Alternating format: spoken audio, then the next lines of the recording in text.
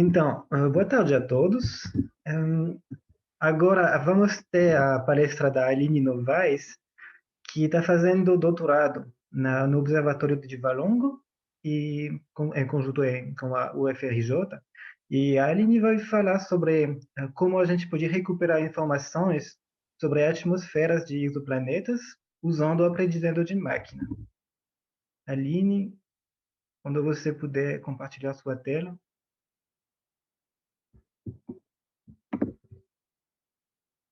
Obrigado.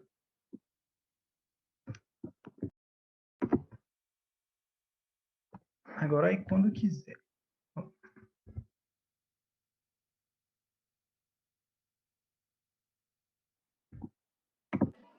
Pronto, eu estava mutada, não estava conseguindo desmutar.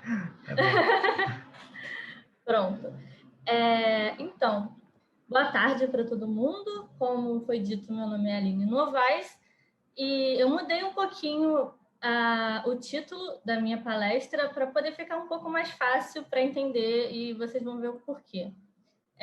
Quando a gente for falar de aprendizado de máquina, vai ser só no final, né? Então, primeiro, eu queria agradecer por terem aceito o meu trabalho, né, para a palestra oral. Muito obrigada.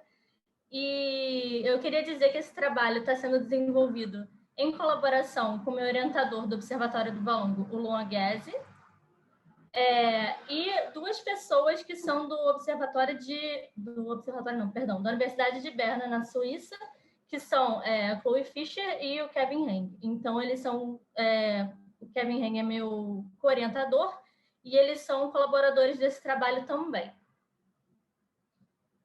Então, para começar, eu queria introduzir o que são as atmosferas de exoplanetas e como a gente analisa elas. Quem estava aqui de manhã provavelmente viu a palestra da Beatriz Siffert e ela falou sobre trânsito planetário, quando o planeta passa na frente da estrela dele. Então, quando isso acontece, se a gente considera que esse planeta tem uma atmosfera, né? A atmosfera é essa parte aqui meio branca que está em volta aqui do planeta. Desculpa estar em inglês as figuras, mas, enfim.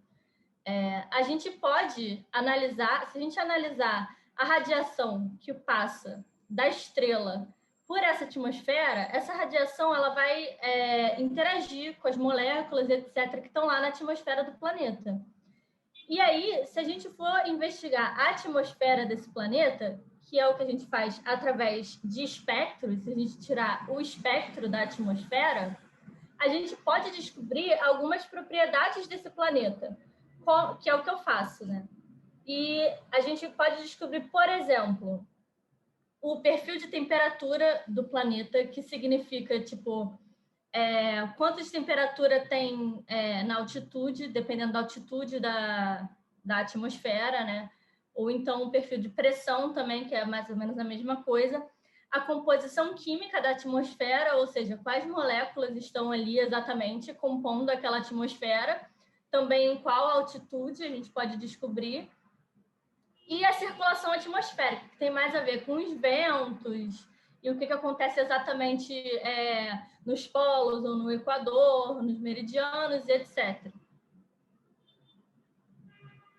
Bom, então o meu trabalho especificamente, eu vou focar bastante no meu trabalho, né? Porque, enfim, a gente selecionou uma amostra de exoplanetas, que são 38 exoplanetas que já foram previamente analisados por esse artigo aqui, o Fischer e Heng 2018, que é aquela galera que eu citei para vocês no início, a Chloe Fischer e o Kevin Heng.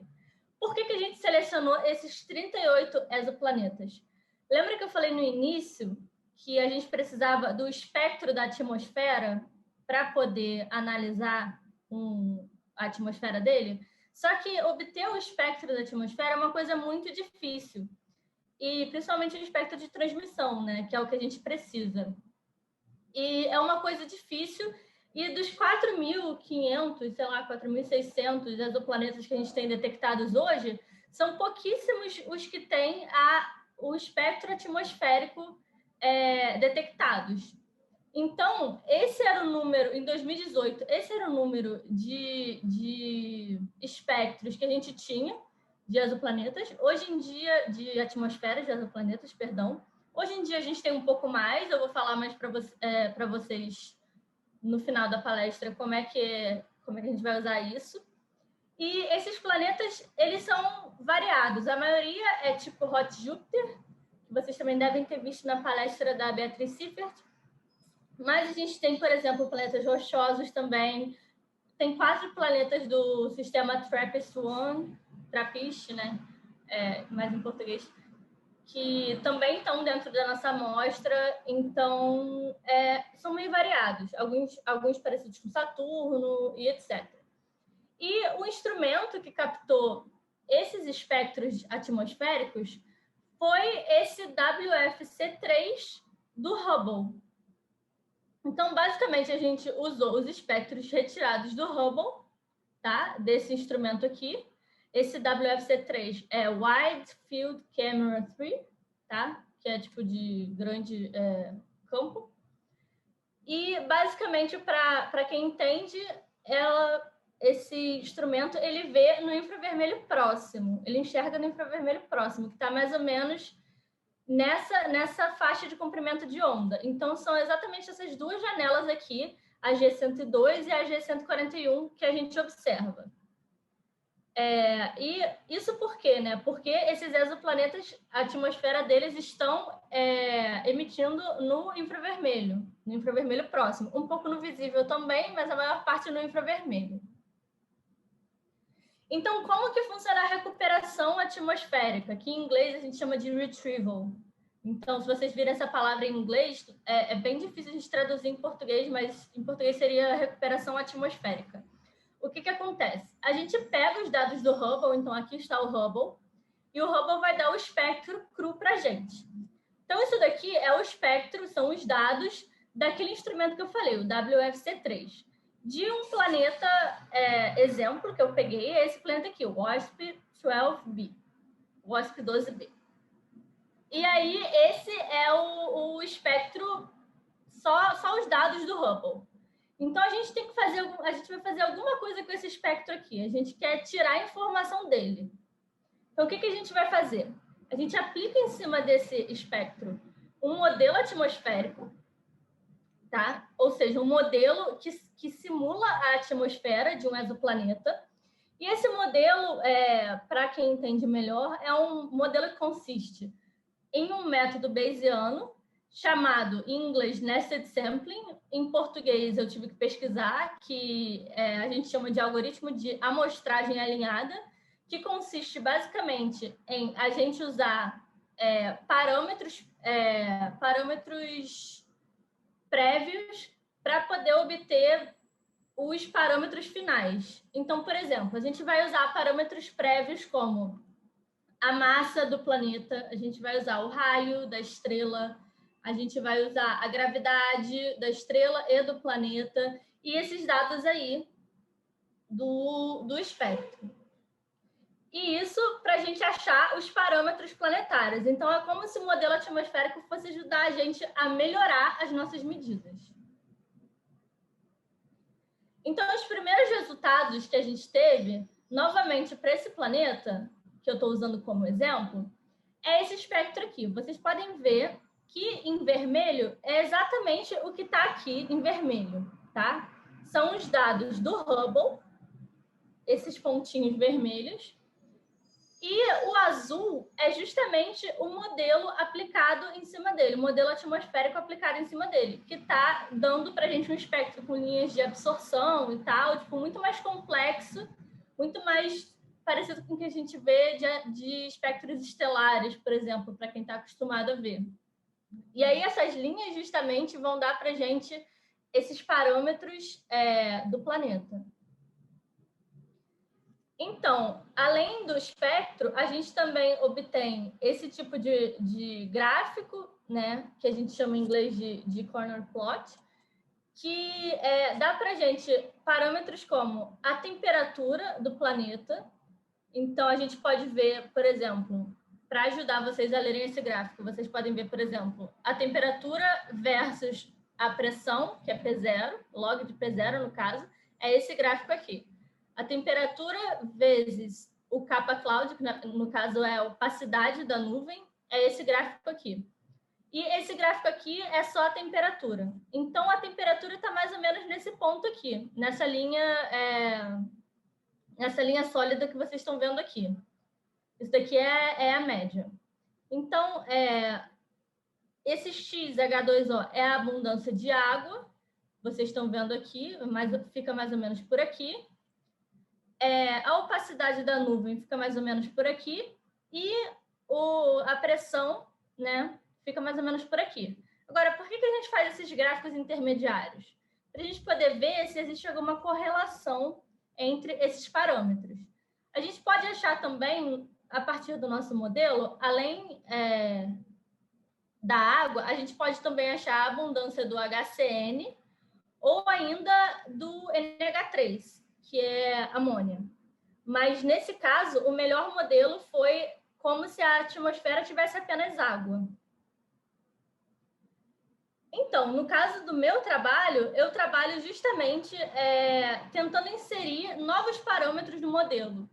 Então, parâmetros que ainda não estão sendo utilizados como parâmetros a priori no modelo, que são o raio da estrela, a gravidade, que no caso é a gravidade da superfície do planeta, e a abundância de uma nova molécula que também é importante, que é o metano, CH4.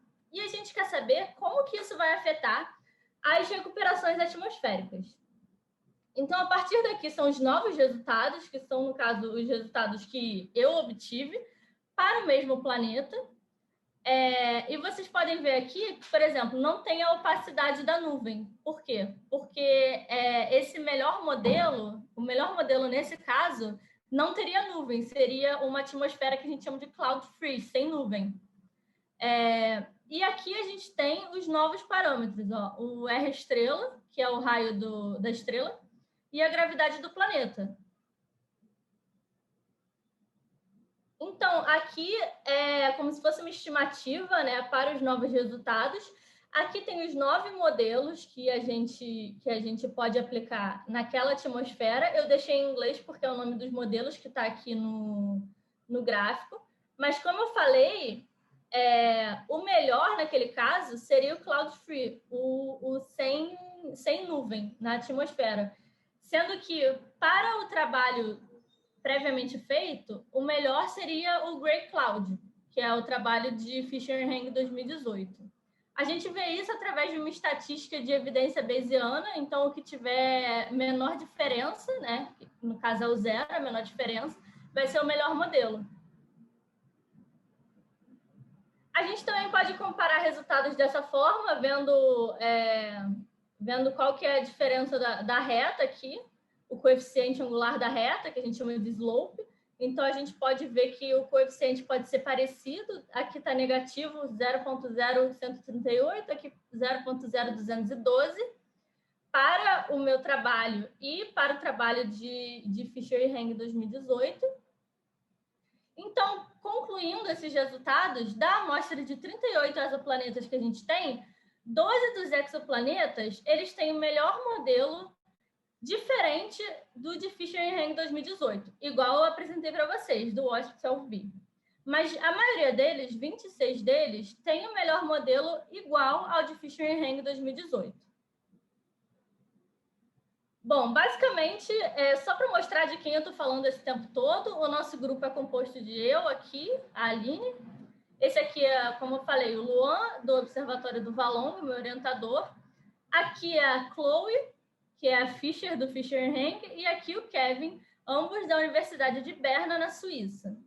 E eles foram responsáveis pelo desenvolvimento desse modelo que eu estou aplicando hoje em dia. Bom, então, basicamente, para o futuro, deixa eu ver quanto tempo eu tenho. Tá.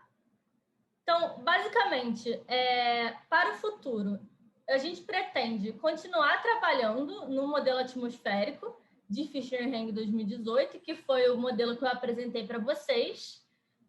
A gente também quer aplicar uma aproximação não isobárica e não isotérmica, porque, no caso, a gente está considerando como se fosse uma atmosfera isotérmica, apesar de eu não ter falado isso para vocês. A gente quer tentar colocar a atmosfera de forma mais real possível, né? Porque a gente está considerando uma atmosfera de um exoplaneta, então, se a gente pode fazer isso, a gente quer botar da forma mais real possível.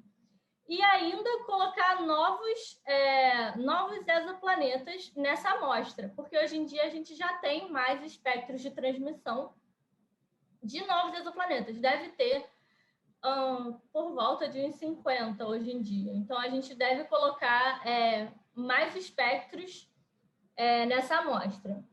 Isso tudo, para vocês acompanharem, quem curtiu o trabalho e quer acompanhar isso, vai sair no nosso paper, que vai sair com o meu nome, que está em preparação nesse momento. Então, ele vai ser publicado, não sei se esse ano, espero que sim, porque está no início do ano, mas em breve ele vai ser publicado. Então, fiquem de olho nisso. E aí chega na parte do aprendizado de máquina, que é a parte mais importante do trabalho. O que acontece? Todo esse trabalho, ele está sendo feito à mão, digamos assim, da maneira mais mecânica possível e da maneira mais correta possível. Por quê?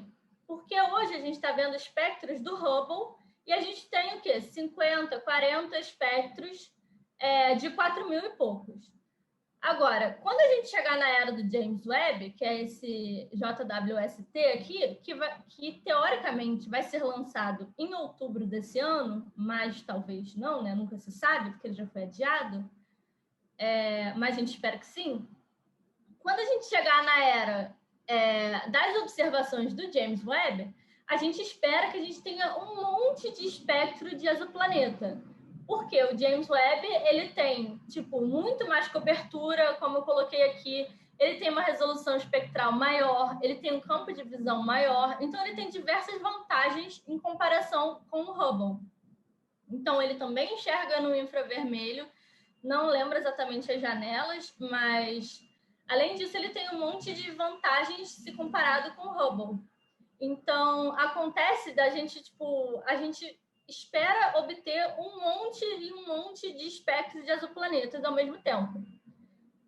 Nesse caso, vai ficar difícil da gente comparar um por um, aplicar o modelo um por um. E é por isso que a gente quer fazer,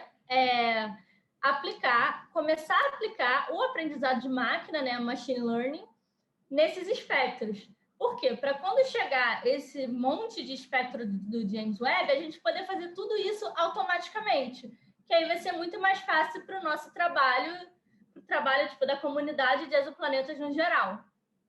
Então, a ideia é basicamente essa. Por enquanto, a gente ainda está fazendo as coisas manualmente, mas no futuro a gente espera colocar isso tudo automatizado. E, bom, eu acho que é isso que eu tenho para dizer para vocês. Eu deixo as minhas informações aí no último slide, então se vocês quiserem contato, alguma coisa do tipo, eu deixo meu e-mail, meu Twitter, e eu tenho dois canais no YouTube. Um é um canal pessoal, que eu não posto há bastante tempo, mas não deixa de ser meu. E o outro que eu participo, que é o AstroTubers, que tem bastante vídeo em alta, então se vocês quiserem dar uma olhada, eu estou lá em alguns vídeos. E, bom, agora eu estou aberta às perguntas de vocês. Obrigada. Muito obrigado, Aline. Agora, tem perguntas para a Aline? Carla? Não. Natália, por favor. Aline, muito obrigada pelo seminário, muito legal, trabalho muito bacana. Eu queria saber sobre... Eu sou completamente fora da área de exoplanetas, né? Mas eu queria saber um pouco mais sobre os novos parâmetros que você vai colocar, porque alguns dos parâmetros que você usa já são degenerados uns com os outros, né? Se você mexe num, você podia mexer num, aumentar um, diminuir o outro. E que tipo de observação você precisaria para quebrar a degenerescência desses parâmetros que já tem e para os novos parâmetros que você vai acrescentar também? Precisaria de observações em outros comprimentos de onda? O que você precisaria? No nosso caso, a gente está observando... Você está me ouvindo? A gente está observando os mesmos parâmetros, esses parâmetros novos, nos mesmos espectros que a gente tinha anteriormente. Então, a gente não precisa de novos parâmetros, o que a gente precisa como se diz? fazer mais comparações, né? Por exemplo, se a gente quiser a abundância do metano, a gente tem o metano lá no espectro modelado, mas a gente não sabe que aquilo é metano a princípio, a gente não diz que aquilo é metano. E aí, colocando essa possibilidade, a gente precisa, tipo, pegar, aquele pedacinho ele pode ser metano, entendeu? Mas a gente não precisa, a gente não, a princípio, não quer observar em outros comprimentos de onda, não. Obrigada. Nada. Adriana? Oi, tudo bem?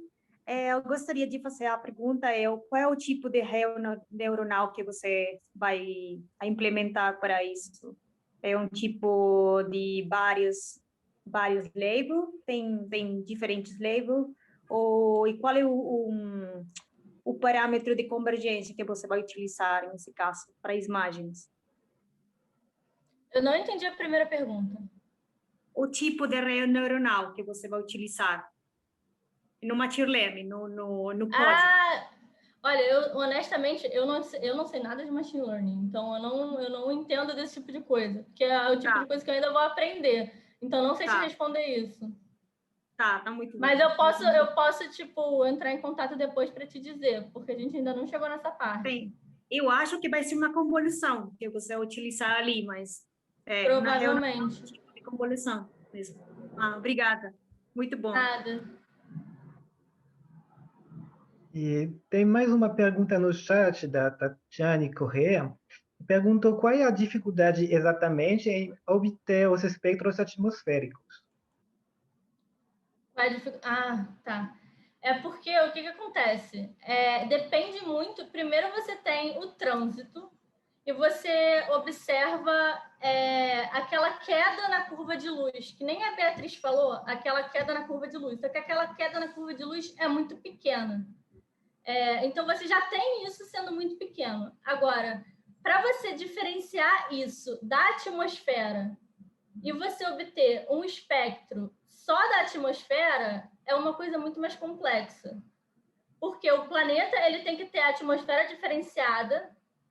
Então, ele, tipo, por exemplo, para os planetas rochosos, é muito mais difícil porque ele vai ser muito menor, né? Então, ele tem que ter atmosfera diferenciada.